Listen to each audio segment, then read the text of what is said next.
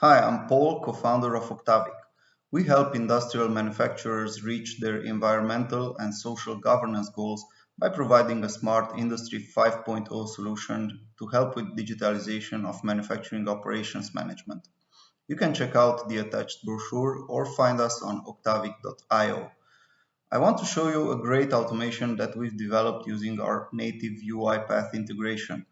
This automation helps factories save thousands of sheets of paper per month and also tens of repetitive hours of man work. To do so, I've prepared a pharma line simulation. This is typical of one of our installations in this industry, and this line consists of four machines, and here we can control if they are running or stopped, and also the output and generate some rejects. All this machine data goes to our operator panel, which is basically an industrial tablet right near the line. And here the operator has a very simple flow. For example, if he has a stoppage on one of the machines, he will just go ahead and select the reason and sub-reason.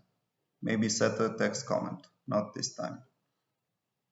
And then the line starts again. Also from here, he has guided workflows for example, starting a new production order or ending his shift. Now, in order to end my shift, I need to stop the line. I will do so, and I'll go ahead and end my shift. I don't need to comment my micro downtimes this time. I'll say, okay, the line is not in a breakdown. Go forward, no quantity correction. And at this point is where the automation gets triggered by UiPath Orchestrator. And what it will do, it will go to our reporting web app and download an Excel report, actually build it, configure it. We have a flexible report builder, and it will send this Excel report via email. So here is our super simple filtering section, and the robot will just go ahead and populate all these fields, select the correct shift and line, and maybe also the time span, get the Excel file and email it to myself.